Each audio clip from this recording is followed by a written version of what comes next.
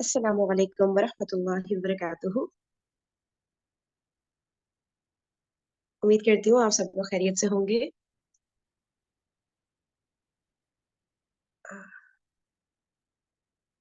जी। अच्छा, हम लोगों ने लास्ट टाइम अबू तालिब की खिदमत में जो कुरैश का आखिरी वफ़द आया था वो पढ़ा था, ठीक है? तो उसका रिकैप कर लेते हैं जल्दी से। हम्म। जी, तो ये हुआ था कि शेब अबी तालिब से जब सब लोग वहां से निकल आए थे, ठीक है, सहीफा चाक हो गया था। तो उसके बाद रसूलुल्लाह सल्लल्लाहु अलैहि वसल्लम ने हस्बे मामूल अपनी दावत और तबलीग का काम जो है वो मतलब कंटिन्यू रखा, ठीक है। और उसके अलावा जो है मुशरिकीन ने बॉयकॉट तो खत्म कर लिया था, लेकिन उनका सलूक मुसलमानों के साथ तो अच्छा नहीं था ना। वो मुसलमानों को मुसलसल रोक रहे थे उनके काम से। और अबू तालिब का जहां तक ताल्लुक है, तो वो तो बहुत ज्यादा सपोर्ट तब भी कर रहे थे, जैसे हमेशा से करते आए थे हुजूर पाक सल्लल्लाहु अलैहि वसल्लम को। लेकिन अब उनकी उम्र 80 साल हो गई थी, तो जाहिर है उम्र का भी एक फैक्टर था।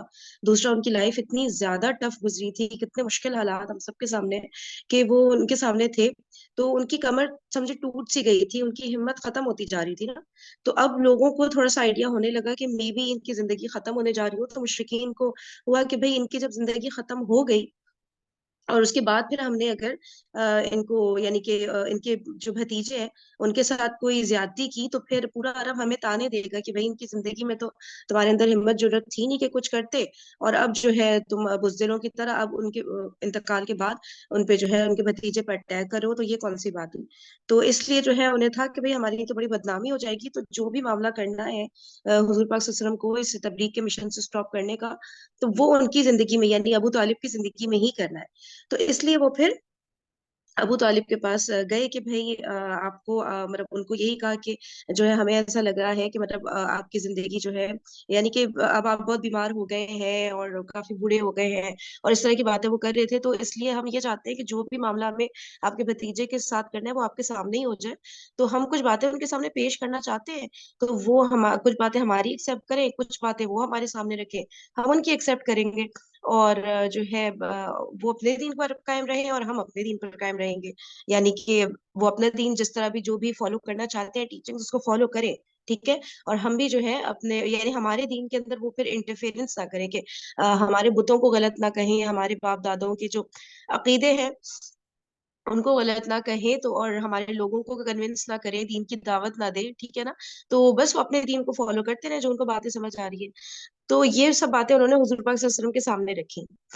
अच्छा, फिर हुजूर पाक सल्लल्लाहु अलैहि वसल्लम ने फरमाया कि अगर मैं तुम लोग को एक ऐसी चीज बताऊं जिससे तुम मतलब कि पूरा का पूरा जो अरब है वो तुम लोगों को लीडर मान ले, ठीक है, तुम लोग के ताबे आ जाए, और जो पूरा का पूरा अजम है यानी नॉन अरब जो इलाका है वो पूरा का पूरा तुम्हें मतलब उस पे तुम्हें बादशाहत हासिल हो जाए, तो मतलब कि ये क्या कोई घाटे का सौदा है। तुम लोग को इतनी बस एक बात मेरी माननी है और देखो ये हो जाएगा कि तुम लोग अरब के लीडर बन जाओगे, और वहां पे पूरी की पूरी तुम्हारी बादशाहत कायम हो जाएगी, उसके अलावा जो इलाके हैं। तो इस पर जो है वो मुशरिकीन बड़ा सटपटा गए कि ये ऐसी कौन सी बात बताने वाले हैं भी। तो अबू जहल ने कहा कि ये तो मतलब एक बात क्या, अगर 10 बातें भी ऐसी बताओगे तो हम तो मानेंगे, अगर इतना ज्यादा फायदा निकल रहा है उस बात से। तो हुजूर पाक सल्लल्लाहु अलैहि वसल्लम ने फरमाया कि बस मेरी एक बात मान लो कि आप लोग ला इलाहा इल्लल्लाह कहें और अल्लाह के सिवा जो कुछ पूछते हैं उसे छोड़ दें, ठीक है। बस अल्लाह ताला को एक इलाह मानने को कहा, और ये कहा कि जो दूसरी चीजें आप लोग पूछ रहे होते हैं मतलब अल्लाह ताला के साथ किसी को शरीक ना करें, उनको ना पूछे, कि मतलब इस तरह से ना रवैया रखें कि अल्लाह ताला को भी पूछ रहे हो साथ में दूसरों को भी। तो बाकियों को आपको छोड़ना पड़ेगा। तो इस पर जो है वो मुशरिकीन बिल्कुल ही जाहिर है वो अपसेट हो गए कि हम तो सुन रहे सोच रहे थे कि पता नहीं ये कौन सा ऐसी स्कीम बताने वाले हैं। तो उन्होंने जो है फिर इस बात को बिल्कुल नहीं माना कि और आगे से ये कहा कि सारे खुदाओं की जगह बस एक ही खुदा बना डालो, ऐसे कैसे हम कर सकते हैं ना। फिर हुजूर पाक सल्लल्लाहु अलैहि वसल्लम को कहा वाकई तुम्हारा मामला बड़ा अजीब है। और एक दूसरे से आपस में उन्होंने बोला कि भाई खुदा की कसम ये तो कोई बात मानने को तैयार नहीं, हम इतनी अटेम्प्ट्स ले चुके, तो बस अब हम अपने बाप दादा के दीन पे जो है बरकरार रहते हैं, और ये जो कर रहे हैं इनको छोड़ दो, ये तो हमारी कोई ऑफर मानने को ही तैयार नहीं होते ना, ठीक है। तो और ये पूरा जो वाकया है ये यहाँ पे कुरान की जो आयत है ये नाजिल हुई थी, उसमें पूरा का पूरा वाकया एज इट इज बयान हुआ है, ठीक है। अच्छा, आगे अब हमें 165 यहाँ से रीडिंग स्टार्ट करनी है इंशाल्लाह। जी, कोई रीड करना चाहेगा यहाँ से?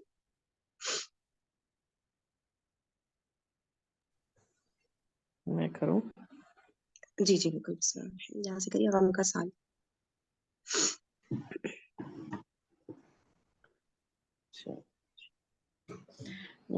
غم کا سال، حضرت ابو طالب کی وفات۔ ابو طالب کا مرض بڑھتا گیا اور وہ بالآخر انتقال کر گئے۔ ان کی وفات شب ابی طالب کی محصوری کے خاتمے کے 6 ماہ بعد رجب 10 نبوی میں ہوئی۔ ایک قول یہ بھی ہے کہ انہوں نے حضرت خدیجہ رضی اللہ تعالی عنہا کی وفات سے صرف 3 دن پہلے ماہ رمضان میں وفات پائی۔ اچھا، صرف 3 دن پہلے ماہ رمضان میں وفات پائی۔ صحیح نیچے بخاری میں حاشیہ، حضرت حاشیہ مسیح پڑھتی ہے نیچے، آپ پڑھ سکتی ہیں، چھوٹا چھوٹا لکھا ہے یہ حاشیہ جو نیچے نا نمبر 1 والا۔ نیچے کا جی جی حاشیہ کہہ رہی ہوں، وہ نمبر 1 والا نیچے لکھا ہے نا، سب سے جو نیچے لائن ڈرا ہوئی بھی ہے، سیرت کے ماخذ میں بڑا اختلاف ہے، آخری 4 لائن جو ہے۔ ہاں، سیرت کے ماخذ میں بڑا اختلاف ہے کہ ابو طالب کی وفات کس مہینے میں ہوئی۔ ہم نے رجب کو اس لیے ترجیح دی ہے، بیشتر ماخذ کا اتفاق ہے کہ ان کی وفات شب ابی طالب سے نکلنے کے 6 ماہ بعد ہوئی اور محصوری کا آغاز محرم 7 نبوی کی چاند رات سے ہوا تھا۔ اس حساب سے ان کی موت کا زمانہ رجب 10 نبوی ہی ہوتا ہے۔ صحیح بخاری باب قصہ ابو طالب۔ ٹھیک ہے، صحیح ہے۔ ٹھیک ہے، صحیح بخاری میں حضرت مسیح رضی اللہ تعالی عنہ سے مروی ہے کہ جب حضرت ابو طالب کی وفات کا وقت قریب آیا تو نبی صلی اللہ علیہ وآلہ وسلم ان کے پاس تشریف لے گئے اور وہاں ابو جہل بھی موجود تھا۔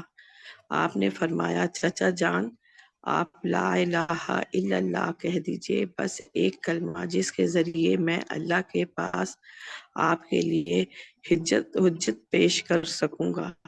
ابو جہل اور عبداللہ بن امیہ نے کہا، ابو طالب، کیا ابو مطلب کی ملت سے رخ پھیر لوگے؟ پھر یہ دونوں برابر ان سے بات کرتے رہے، یہاں تک کہ آخری بات جو ابو طالب نے لوگوں سے کہی یہ تھی کہ عبد المطلب کی ملت پہ نبی کریم صلی اللہ علیہ وآلہ وسلم نے فرمایا، میں جب تک آپ سے روک نہ دیا جاؤں آپ کے لیے دعائے مغفرت کرتا رہوں گا۔ اس پہ یہ آیت نازل ہوئی کہ نبی صلی اللہ علیہ وآلہ وسلم اور اہل ایمان کے لیے درست نہیں کہ مشرکین کے لیے دعائے مغفرت کریں، اگرچہ وہ قرابت دار ہی کیوں نہ ہو۔ جب ان پہ واضح ہو چکا کہ وہ لوگ جہنمی ہیں اور یہ آیت بھی نازل ہوئی، آپ جسے پسند کرے ہدایت نہیں دے سکتے۔ صحیح، اس میں بھی بتا رہے ہیں کہ انہوں نے مدد تو بہت کی تھی، ظاہر ہے دین اسلام کو بھی اس سے بہت فائدہ ہوا، لیکن اصل چیز یہی ہوتی ہے کہ مطلب کلمہ پڑھنا جو ہے یہ بنیاد ہے، یہ ضروری ہے کہ آپ اللہ تعالیٰ کو مطلب واحد الہ مانے اور اپنا اکیلا معبود مانے، اور دوسرا یہ کہ رسول پاک صلی اللہ علیہ وسلم کو آخری رسول مانے۔ تو اس چیز پہ تو ان کا کافی میرے خیال سے تھا کہ رسول پاک صلی اللہ علیہ وسلم اللہ تعالیٰ کے رسول ہے، نشانیاں بھی ان کی، لیکن وہ میرے خیال سے جو لا الہ الا اللہ والا جو پارٹ ہے اس کے اوپر ہے کہ وہ انہوں نے کلمہ نہیں پڑھا تھا، تو اس لیے جو ہے وہ ان کو دعا کرنے بھی منع کر دیا تھا اللہ تعالیٰ نے۔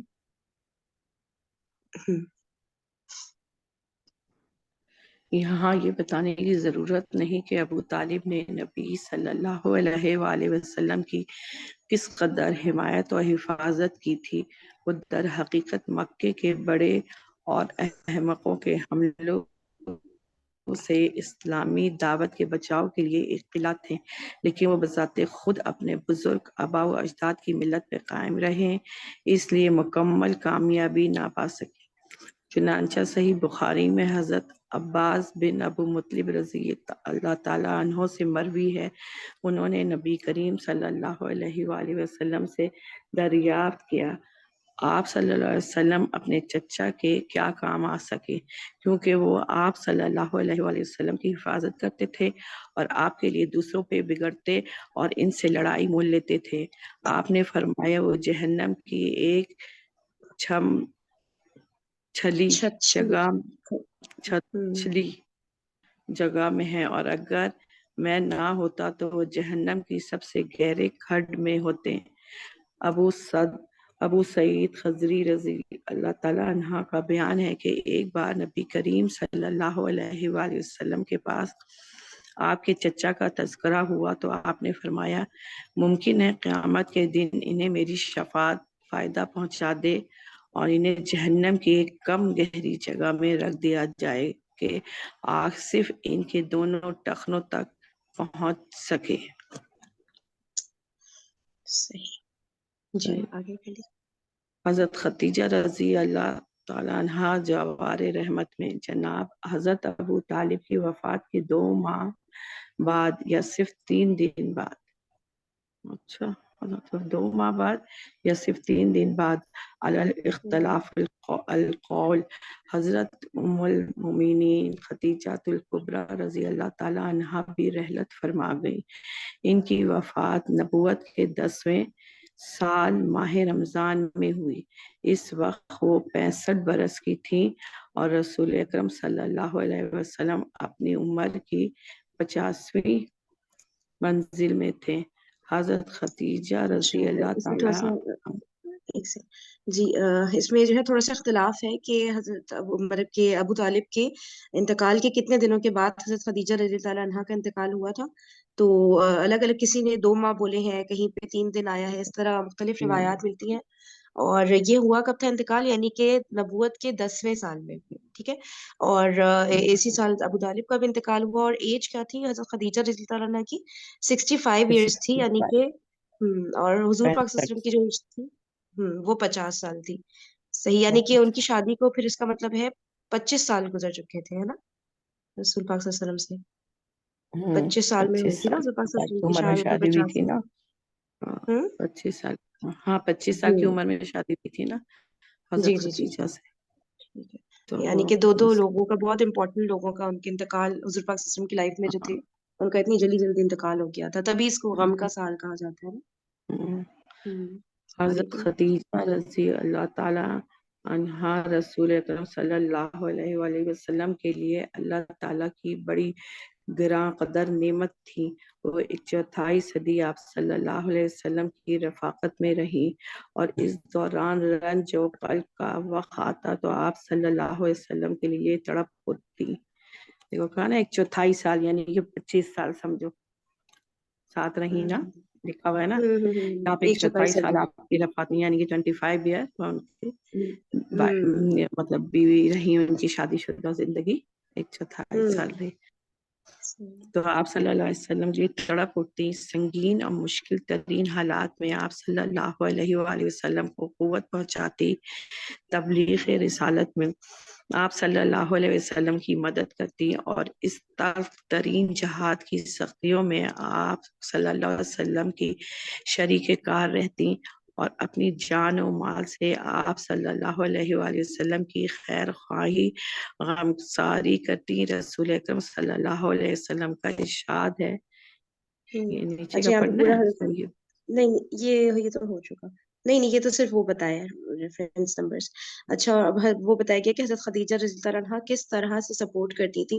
اور اس سے ہم لوگوں کے لیے بھی بہت زیادہ سیکھنے کو ملتا ہے کہ جتنی بھی یہاں پہ ہمارے ساتھ گروپ ممبرس ہیں جو کہ وائفز ہیں، کہ کس طرح سے شوہروں کی مطلب ساتھ دیا جاتا ہے جب وہ مشکل میں ہو، تکلیف میں مشکل ہو. تو انہوں نے حالات میں. بتایا نا کہ رنج و قلت، یعنی کہ جس طرح مشکلیں اور رنج اور غم اس طرح آتے تھے حضور پاک صلی اللہ علیہ وسلم کے لائف میں، تو یہ ان کو کس طرح سپورٹ کرتی تھی. مطلب مورل سپورٹ دینا، ایموشنل سپورٹ دینا، پھر پیسوں سے ضرورت ہے تو پیسوں سے سپورٹ کرنا، جس طرح سے ہو سکتا تھا یہ اتنا زیادہ مطلب بعد میں کرتی تھی. ساتھ ہوتی اور جہاد، تلخ ترین جہاد کی سختیوں میں بھی ان کے ان کے ساتھ ساتھ شریک رہتی. رہتی اپنے جان و تو مال یہ سے وہ کتنا کرتی ہیں، ہر لحاظ سے ان کا ساتھ ہر دیتی لحاظ سے بے شک نا. جی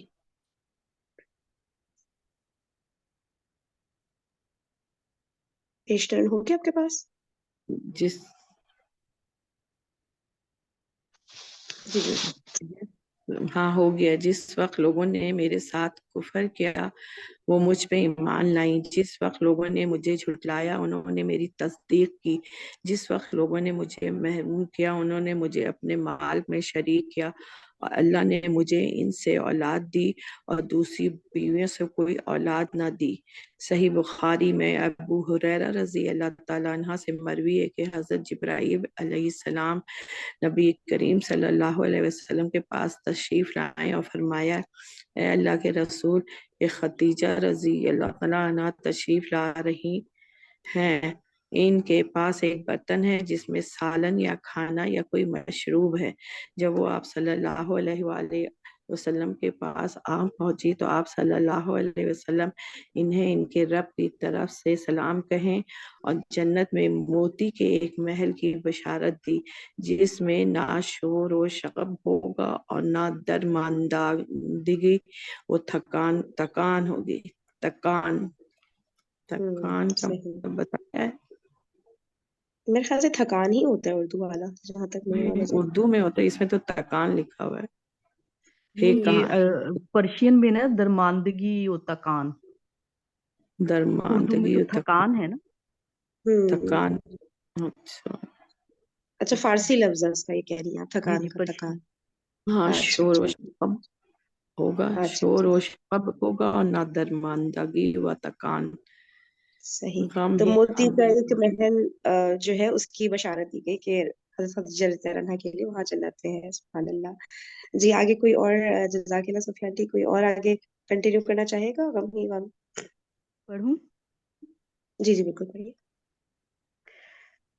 اچھا، میں ایک اور بات بتاؤں، جب آپ شب معراج پہ تشریف لے کے گئے تھے تو تب بھی آپ نے موتیوں کا محل دیکھا، تو آپ نے حضرت جبرائیل علیہ السلام سے دریافت فرمایا یہ کس کا گھر ہے؟ تو حضرت جبرائیل علیہ السلام نے فرمایا کہ یہ حضرت خدیجہ رضی اللہ تعالیٰ عنہا کا گھر ہے جنت میں۔ سبحان اللہ، ماشاء اللہ، صحیح صحیح۔ اعوذ باللہ من الشیطان الرجیم، بسم اللہ الرحمن الرحیم۔ یہ دونوں علم انگیز حادثے صرف چند دنوں کے دوران پیش آئے، جس سے نبی صلی اللہ علیہ وسلم کے دل میں غم و علم کے احساسات معجزن ہو گئے، اور اس کے بعد آدم کی طرف سے بھی مصائب کا قوم کی طرف سے۔ ہاں سوری، اور اس کے بعد قوم کی طرف سے مصائب کا تومار بن گیا، کیونکہ ابو طالب کی وفات کے بعد ان کی جسارت بڑھ گئی اور وہ کھل کر آپ کو صلی اللہ علیہ وسلم کو اذیت اور تکلیف پہنچانے لگے۔ اس کیفیت نے آپ صلی اللہ علیہ وآلہ وسلم کے غم و علم میں اور اضافہ کر دیا۔ آپ صلی اللہ علیہ وآلہ وسلم نے ان سے مایوس ہو کر طائف کی راہ لی، لیکن راہ لی کہ ممکن ہے وہاں لوگ آپ صلی اللہ علیہ وسلم کی دعوت قبول کر لیں، آپ کو پناہ دے دیں اور آپ کی قوم کے خلاف آپ کی مدد کریں، لیکن وہاں نہ کوئی پناہ دہندہ ملا نہ مددگار، بلکہ الٹے انہوں نے سخت اذیت پہنچائی اور ایسی بدسلوکی کی کہ خود آپ صلی اللہ علیہ وسلم کی قوم نے ویسی بدسلوکی نہ کی تھی۔ یہاں اس تھوڑا بات سا کا اعادہ تھوڑا سا وہ پیراگراف کو سمرائز کر دیا، مین پوائنٹس بتا دیے جی نا آپ۔ جی جی یعنی جن مصائب سے اس وقت آپ دو چار تھے مکہ کے اندر، ان تمام تکلیفوں سے جب آپ دل برداشتہ ہو گئے تو آپ نے یہ سوچا کہ میں طائف جاتا ہوں، یہ جو مکہ سے چند کلومیٹر کے دور ہے یہ طائف مکہ سے، میں وہاں جاتا ہوں، وہاں جا کے اسلام کی تبلیغ کرتا ہوں، یا اللہ کا پیغام وہاں پہنچاتا ہوں۔ لیکن جب آپ وہاں گئے تو وہاں کے لوگوں نے بھی آپ کے ساتھ بہت برا سلوک کیا، اور یہاں تک کہ آپ کے ساتھ یعنی کہ پتھروں سے آپ کو مارا، جس کی وجہ سے آپ کے یعنی کہ زخمی ہو گئے، آپ کے پیر یہاں تک کہ جوتے خون سے بھر گئے تھے۔ اور حضرت جبرائیل علیہ السلام تشریف لائے اور آپ نے فرمایا کہ اگر آپ حکم دیتے ہو کہ اس بستی کو میں الٹ دوں، لیکن آپ نے فرمایا کہ نہیں، ہو سکتا ہے کہ ان کی آنے والی نسلوں میں کوئی ایسا دین کا نام لینے والا پیدا ہو۔ اور پھر اس کے بعد وہاں سے بہت سے لوگ یعنی کہ ایسے آئے بھی جنہوں نے دین کا بہت کام بھی کیا، اور یعنی کہ یہ آپ کی وہ خوبی اور صفت تھی جو صرف دے کے اللہ تعالیٰ نے آپ کو دنیا پہ بھیجا کہ آپ رحمت للعالمین تھے، تمام عالم کے لیے آپ رحمت بنا کے بھیجے گئے تھے۔ اور یہ کافی جو ہے یہ بڑھ گیا تھا اس لیے کیونکہ ابو طالب کا انتقال ہو گیا تھا نا، تو ان کی جو حفاظت و حمایت تھی اس کی وجہ سے کافی سپورٹ رہتا تھا نا حضور پاک صلی اللہ علیہ وسلم کو، لیکن ان کے انتقال کے بعد پھر ظاہر ہے ان لوگ کا رویہ اور زیادہ خراب ہوتا چلا گیا، تو اس لیے جی پھر جی اس کے بعد بالکل بتا رہے کہ ان کو ایون طائف تک پھر ہجرت کرنی پڑ گئی تھی۔ بالकुल बिल्कुल, यानी सही। आपके चचा की वफात के बाद आपके हालात जो हैं वो पहले से भी ज्यादा यानी कि उन्होंने मुश्किल बना दिए उन लोगों ने, क्योंकि एक हम्म। ढाल थी आपके चचा की आपके हम्म। साथ। बिल्कुल बिल्कुल जी। यहाँ इस बात का आदा भी महल ना होगा कि अहले मक्का ने जिस तरह नबी सल्लल्लाहु अलैहि वसल्लम के खिलाफ जुल्म सितम और जोर का बाजार गर्म कर रखा था, इसी तरह वो आपके रुफाका के खिलाफ भी सितमरानी का सिलसिला जारी रखे हुए थे। यानी जो आपके साथ थे वो उनको भी तंग करते थे, सिर्फ आपको ही तंग नहीं करते थे। हम्म। चुनाचा आपके हमदम हमराज अबू बकर सिद्दीक रदी अल्लाह ताला अन्हा मक्का छोड़ने पर मजबूर हो गए। वो हबशा के इरादे से बतकदीर निकल पड़े, लेकिन अ, लेकिन बरक़े गम्माद पहुंचे तो इब्ने दगना से मुलाकात हो गई और वो अपनी पनाह में तन आपको मक्का वापस ले आया। अच्छा, ये थोड़ी मुझे ये बताएंगे, कोई आप क्लियर करेंगी फरहीन? जी। ये तन क्या? बतकदीर, हाँ, तन तन बतकदीर बतकदीर। निकल यानी हम्म, ये मुझे जुमला वैसे समझ नहीं आया, ये एग्जैक्टली इसमें क्या बात हो रही है? हजरत अबू बकर सिद्दीक रज़ियल्लाहु अन्हु तक तो समझ आ गया कि उनको मक्का छोड़ने पर मजबूर कर दिया गया, फिर वो हबशा के इरादे से निकले थे। हाँ, ये जुमला मतलब कुछ क्योंकि ताइफ की यानी कि बात हो रही है ना अभी तो। जी जी, तो वो ताइफ, लेकिन रसूल पाक सल्लल्लाहु अलैहि वसल्लम तो ताइफ जा रहे थे ना। जी जी, वो तो ताइफ गए थे ना। ये लेकिन हबशा की तरफ गए होंगे शायद अबू बकर सिद्दीक, लेकिन हाँ। बरके गम्माद ये किसी जगह का नाम होगा। तो इब्ने दगना अच्छा। ये कोई शख्स है, उससे मुलाकात हुई और आप अपनी पनाह में वो आपको मक्का वापस ले आया, आप अबू अच्छा, ये बकर समझ सिद्दीक गया। को। पता नहीं क्या हुआ बीच में, ये तन तकदीर का वर्ड। हम्म, चलिए देख लेंगे, फिर बाद में डिस्कस कर लेंगे हाँ, इसको। ये बाहवाला भी उन्होंने दिया है, मसनद अहमद का दिया हुआ है, सही बुखारी का दिया हुआ है, ये हम्म। वाकया ऐसे सब। इब्न चलिए इसको इसहाक बाद का में फाइंड बयान है आउट कि करेंगे। जब अबू तालिब इंतकाल कर गए तो कुरैश ने रसूल सल्लल्लाहु अलैहि वसल्लम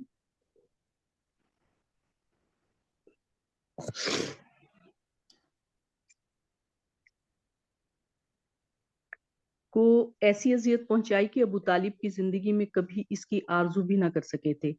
हत्ता कि कुरैश के एक अहमक ने सामने आकर आप सल्लल्लाहु अलैहि वसल्लम के सर पर मट्टी डाल दी। आप सल्लल्लाहु माज़ल्लाह आप सल्लल्लाहु अलैहि वसल्लम इसी हालत में घर तशरीफ लाए। मट्टी आप सल्लल्लाहु अलैहि वसल्लम के सर पर पड़ी हुई थी। आपकी एक साहबजादी ने उठकर मट्टी धोई। वो धोते हुए रोती जा रही थी और रसूलुल्लाह सल्लल्लाहु अलैहि वसल्लम इन्हें तसल्ली देते हुए फरमाते जा रहे थे, बेटी रो नहीं, अल्लाह तुम्हारे अब्बा की हिफाजत करेगा। इस दौरान आप सल्लल्लाहु अलैहि वसल्लम ये भी फरमाते जा रहे थे कि कुरैश ने मेरे साथ कोई ऐसी बदसलूकी ना की जो मुझे नागवार गुजरी हो, यहाँ तक कि अबू तालिब का इंतकाल हो गया। इसी हम्म। तरह के पे दर पे आलाम व मसाइब की बिना पर रसूल सल्लल्लाहु अलैहि वसल्लम ने इस साल का नाम आमुल हज़न यानी गम का साल रख दिया और ये साल इसी नाम से तारीख में मशहूर हो गया। यानी इस साल के अंदर एक तो हजरत खतीजा रदियल्लाहु ताला अन्हा की वफात हुई, जो आपकी इंतहाई गमगुसार ज़ौजा थी। फिर उसके बाद आपके जो इतने मजबूत सहारा थे हजरत अबू तालिब, आपके चचा, उनका इंतकाल हुआ। पहले तो चचा का इंतकाल हुआ था, फिर उसके जी बाद फर्स्ट खदीजा जी, वफात। इंतकाल हुआ। तो ये साल आपके लिए बहुत ही ज्यादा यानी गम का साल था और उसको आमुल हजन का नाम दिया गया, उस साल को यानी गम का हम्म। साल का नाम और ये जो सर दिया पर गया। मिट्टी डालने वाला वाकया है, मतलब पहले उनको था कि हुजूर पाक सल्लल्लाहु अलैहि वसल्लम का भी एहतराम करते थे, इज्जत करते थे वो लोग, क्योंकि ज़ाहिर है उनकी एक इस तरह की काबिल एहतराम पर्सनैलिटी तो थी ही ना। तो अब बस अबू तालिब का इंतकाल जहाँ हुआ, बिल्कुल ही आपे से बाहर हो गए ये सब लोग ना, मुशरिकीन। तो इस तरह की हरकत बिल्कुल भी इन्होंने करना शुरू कर दी थी। बिल्कुल। हज़रत जी सौदा आप। रदियल्लाहु ताला अन्हा से शादी। इसी सवाल शवाल 10 10 नबूवत में रसूलुल्लाह सल्लल्लाहु अलैहि वसल्लम ने हजरत सौदा बिनते जमआ रज़ियल्लाहु ताला अन्हा से शादी की। और ये शादी भी यानी कि वो जो बच्चे थे ना उनको संभालने के लिए की गई थी कि उनकी तरबियत कौन करेगा, कैसे हम्म। होगी। और साहबा कराम ने कहा तो फिर आप सल्लल्लाहु अलैहि वसल्लम ने हजरत सौदा बिनते जमा रदियल्लाहु ताला अन्हा से शादी की, जो उनके पहले शौहर थे। ये अच्छा। इब्तदाई दौर में मुसलमान हो गई थी और दूसरी हिजरत हबशा के मौके पर हिजरत भी की थी। इनके शौहर का नाम सकरान बिन عمر تھا وہ بھی قدیم الاسلام تھے. یعنی قدیم الاسلام سے مراد یہ کہ کافی پہلے اسلام لا چکے تھے. اور حضرت سودا رضی اللہ تعالیٰ عنہ نے انہی کی رفاقت میں حبشہ کی جانب ہجرت کی تھی، لیکن وہ حبشہ ہی میں، اور کہا جاتا ہے کہ مکہ واپس آ کر انتقال کر گئے. اس کے بعد جب حضرت سودا کی عدت ختم ہو گئی تو نبی صلی اللہ علیہ وسلم نے ان کو شادی کا پیغام دیا اور پھر شادی ہو گئی. یہ حضرت خدیجہ رضی اللہ تعالی عنہا کی وفات کے بعد پہلی بیوی ہیں جن سے رسول اللہ صلی اللہ علیہ وآلہ وسلم نے شادی کی. چند برس بعد انہوں نے اپنی باری حضرت عائشہ رضی اللہ تعالی عنہا کو ہبہ کر دی تھی. اس کا حوالہ دیا گیا ابن حشام رحمت اللہ عالمین اور تلبیح اچھا تو اس میں الفہوم سے اس کا حوالہ ٹھیک ہے. دیا گیا ہے کہ آپ یہاں سے اس کو ریفرنس لے سکتے ہیں. مین پوائنٹس بتا دیے گا اس پیراگراف کے.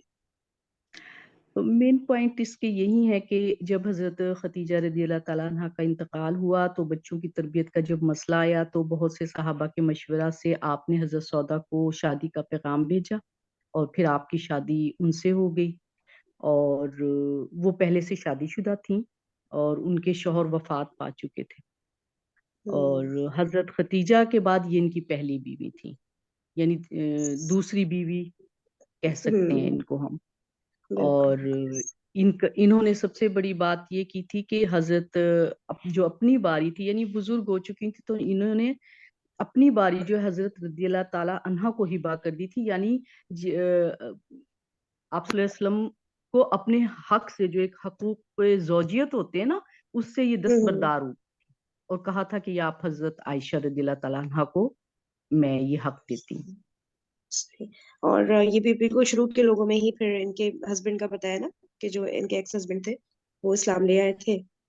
تو جی تو حضرت عائشہ بھی شادی ہو چکی تھی ان کی، حضرت عائشہ سے نہیں شادی نہیں ہوئی تھی، لیکن ان کی شادی کے بعد حیات رہی نا. وہ حضرت عائشہ سے شادی کے بعد تک حیات تھی. اچھا اچھا اچھا اچھا. جی آگے کوئی اور ریڈ کرنا چاہے گا؟ نہیں تو پھر آپ کنٹینیو کر لیں. جی میں پڑھوں؟ محمد جی جی آپ. جی ابتدائی مسلمانوں کا صبر و ثبات اور اس کے اسباب و عوامل. آواز ٹھیک آ رہی ہے میری؟ جی جی بالکل.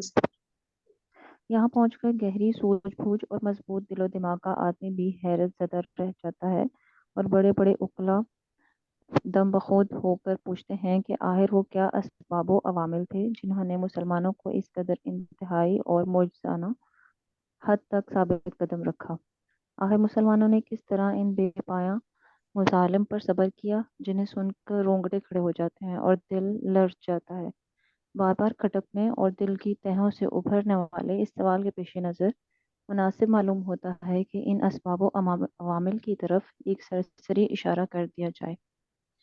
اچھا اس پیراگراف میں اس کا ہی ذکر ہو رہا ہے کہ ایک تو اتنی مشکلیں آ ہی رہی تھیں حضور پاک صلی اللہ علیہ وسلم پر، پھر یہ غم کا سال کتنا مشکل، انسان جب ایک دم ٹوٹ کر رہ جاتا ہے پھر دوبارہ اٹھ کر کھڑا ہونا. تو جو بڑے بڑے اوکلا اور جو بڑے بڑے بتائے جا رہے مضبوط دل و دماغ کے لوگ تھے حیران رہ جاتے تھے یا اللہ ان کے اندر کہاں سے اتنی زیادہ ہمت طاقت آ جاتی ہے. ہمیں تو چھوٹے چھوٹے مسئلے مسائل ہو، تھوڑے سے سیٹ بیکس آ جائیں، ہم ایک دم کمرے میں بند ہو کے رہ جاتے ہیں، آگے ہمت ہی نہیں جٹا پاتے. اور ان کے تو خلاف اتنے بڑے بڑے دشمن کھڑے تھے. تو وہ بتایا جا رہا ہے کہ سب حیران رہ جاتے تھے کہ کیسے میں اتنی بڑے بڑے غم سہنے کے باوجود اتنی ہمت طاقت آ جاتی ہے. پھر اس کی ڈیٹیلز میرے خیال سے آگے آ رہی ہے. جی پڑھیے گا. جی ان میں سب سے پہلے اور اہم سبب اللہ تعالیٰ کی ذات واحد پر ایمان اور اس کی ٹھیک ٹھیک معرفت ہے، کیونکہ جب ایمان کی بشاشت دلوں میں جاگزین ہو جاتی ہے تو وہ پہاڑوں سے ٹکرا جاتا ہے اور اسی کا پلہ بھاری رہتا ہے. جو شخص ایسے ایمان محکم اور یقین کامل سے بہرور ہو وہ دنیا کی مشکلات کو خواہ وہ جتنی بھی زیادہ ہوں اور جیسی بھی بھاری بھرکم خطرناک اور سخت ہوں اپنے ایمان کے بالمقابل اس کا سے زیادہ اہمیت نہیں دیتا جو کسی بند توڑ اور قلعہ شکن سیلاب کی بلائی سطح پر جم جاتی ہے. اس لیے مومن اپنے ایمان کی خلاوت، یقین کی تازگی اور اعتقاد کی بشاشت کے سامنے ان مشکلات کی کوئی پرواہ نہیں کرتا. اس میں سب سے پہلا اچھا وہ بتایا جا رہا ہے اس میں کہ ریزنز کیا کیا تھے جس کی وجہ سے وہ اتنا ہمت و مضبوطی سے رہتے تھے، سارے جو رسول پاک صلی اللہ علیہ وسلم خصوصی طور پر، اور باقی جو مسلمان ان کے ساتھ جو صحابہ تھے. تو اس میں پہلا جو ریزن بتایا گیا وہ یہ کہ ان میں سب سے پہلا اور اہم سبب اللہ کی ذات واحد پر ایمان اور اس کی ٹھیک ٹھیک معرفت ہے، یعنی کہ اس کو ٹھیک ٹھیک پہچاننا، کہ اللہ تعالیٰ پر یقین کرنا کہ بس اللہ تعالیٰ ہے جو کہ واحد ہے، اور اللہ تعالیٰ ہی ہمارا سہارا ہے، اور بس اللہ تعالیٰ نے جو ہمیں کام کرنے کو کہہ دیے ہیں وہی ہمیں ایز اٹ از کرنے ہیں. تو اس میں جب اللہ تعالیٰ سے ایسا اسٹرانگ کنیکشن، جسے معرفت کہتے ہیں نا، اسٹرانگ کنیکشن جب کریٹ ہو جاتا ہے تو پھر باقی جتنی بھی چیزیں آتی ہیں وہ بہت چھوٹی لگنے لگتی ہیں، اور مطلب اللہ پہ ایمان مین چیز ہے، وہ ان کے اندر جو تھی نا، تو اس کی وجہ سے ان میں اتنی زیادہ طاقت آ جاتی تھی. جی آگے ہے جو جھاگ ہے وہ تو بیکار ہو کر اڑ جاتا ہے، اور جو لوگوں کو نفع دینے والی چیز ہے وہ زمین میں برقرار رہتی ہے. پھر اسی ایک سبب سے ایسے اسباب وجود میں آتے ہیں جو اس صبر و ثبات کو قوت بخشتے ہیں. مثلاً پرکشش قیادت. نبی اکرم صلی اللہ علیہ وآلہ وسلم جو امت اسلامیہ ہی نہیں بلکہ ساری انسانیت کے لیے سب سے بلند پایا قائد و رہنما تھے. اپنے جسمانی جمال، نفسانی کمال، کریمانہ اخلاق، معظمت کردار اور شریفانہ شریفان. شریفانہ عادات و اطوار سے بہرور تھے کہ دل خود بخود آپ صلی اللہ علیہ وآلہ وسلم کی جانب کھینچے چلے جاتے تھے. اچھا یہاں پہ دیکھیں کتنا امپورٹنٹ جملہ لکھا ہے جو نیچے سے 5th لاسٹ لائن دیکھ لیں. اسی ایک سبب سے ایسے اسباب وجود میں آتے ہیں کہ وہ کہتے ہیں نا کہ جتنی نیکیاں جتنی اچھائیاں ہیں وہ ساری اسٹارٹنگ پوائنٹ جو ہے اس کا توحید ہے. ٹھیک ہے نا، اللہ تعالیٰ کے ساتھ کسی کو شرک نہیں کرنا ہے، اللہ تعالیٰ کو واحد معبود مانے، وہاں سے سب کچھ شروع ہوتا ہے. اور مین سبب یہی ہے، باقی اسباب تو پھر بعد میں آتے ہیں. جب یہ اس چیز پہ کو اچھے سے سمجھ لینا انسان، تو آگے پھر بتا رہے ہیں کہ پرکشش قیادت کا دوسرا پوائنٹ کہ حضور صلی اللہ علیہ وسلم کی جو لیڈرشپ تھی وہ کتنی زبردست طریقے سے ان کی ساری کوالٹیز بتائی جا رہی ہیں. جی آگے کنٹینیو کریے.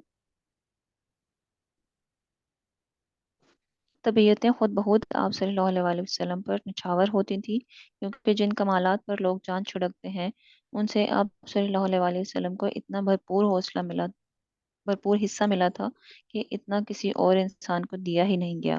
آپ صلی اللہ علیہ وآلہ وسلم شرف و عظمت اور فضل و کمال کی سب سے بلند چوٹی پر جلوہ فگن تھے.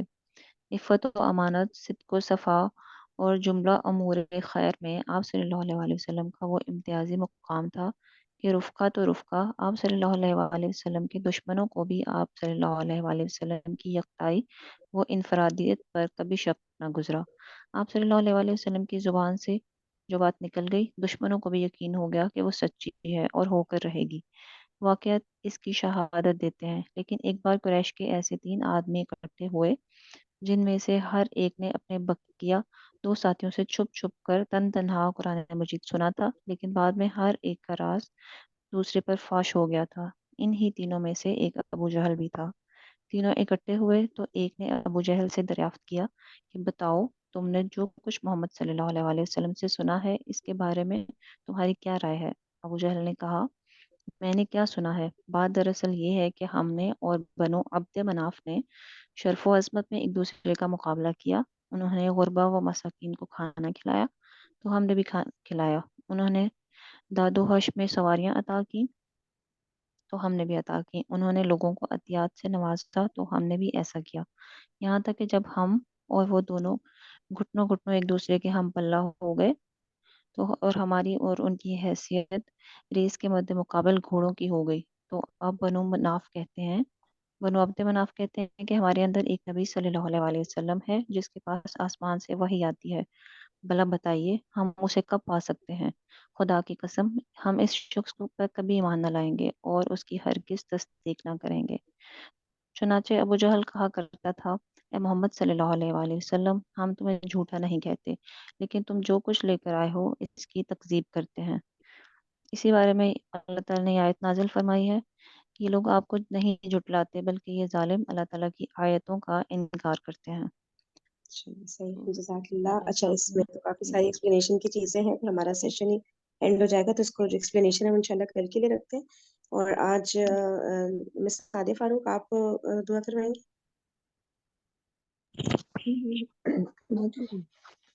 جی اچھا، پھر سیشن کو ایسا کرتے ہیں کہ اینڈ کرتے ہیں اور دوبارہ سے سب لوگ جوائن کر لیں، ٹھیک ہے، تاکہ دعا پوری کمپلیٹ ہو سکے نیکسٹ سیشن میں. صحیح ہے نا؟ تو دوبارہ جوائن کر لیجیے گا پلیز.